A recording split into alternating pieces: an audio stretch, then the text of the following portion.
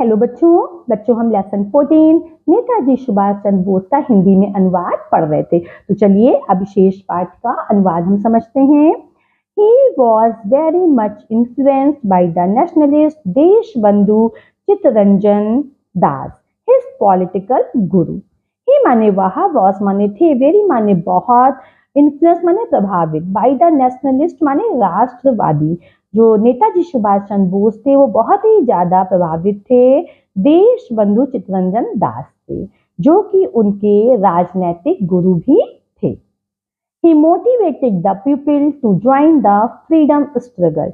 ही माने उन्होंने, मोटिवेटेड माने प्रेरित किया, पीपल माने लोगों को, उन्होंने लोगों को प्रेरित किया।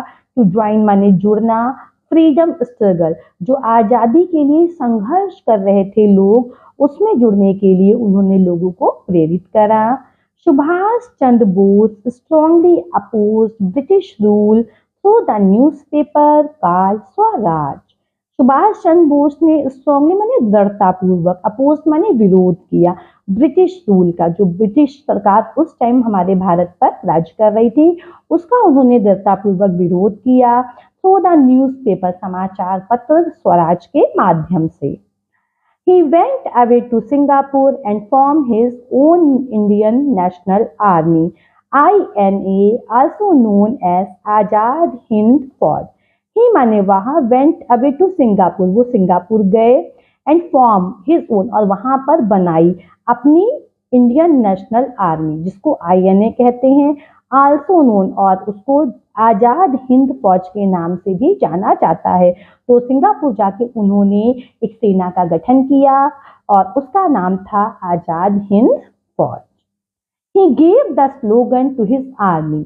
He gave the slogan माने नारा, उन्होंने नारा दिया अपनी आर्मी को, अपनी सेना को, दिल्ली चलो यानी दिल्ली चलो, एंड जय हिंद, जय हिंद। उन्होंने अपनी सेना को आगे बढ़ाने के लिए, लोगों को प्रेरित करने के लिए नारे दिए, जिसमें दिल्ली चलो और जय हिंद नारा था। He inspired his army through his great work। He inspired, वो प्रेरित करते थे अपनी आर्मी को, अपनी सेना को, through his great works, अपने महान शब्दों के द्वारा।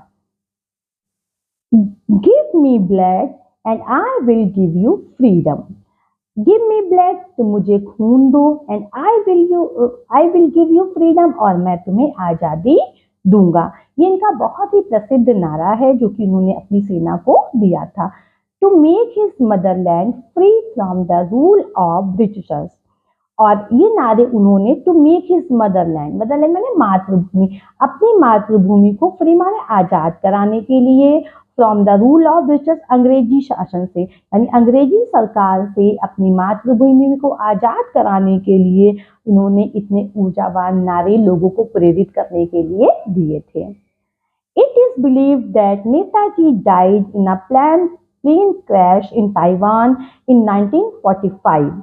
इट इज बिलीव्ड, यह विश्वास किया जाता है, दैट नेताजी डाइड, नेताजी की मृत्यु हो गई थी, इन अ प्लेन क्रैश, एक विमान दुर्घटना में, ताइवान में सन 1945 में। ऐसा माना जाता है कि सन 1945 में ताइवान में एक विमान दुर्घटना हुई थी जिसमें नेताजी की मृत्यु हो गई थी।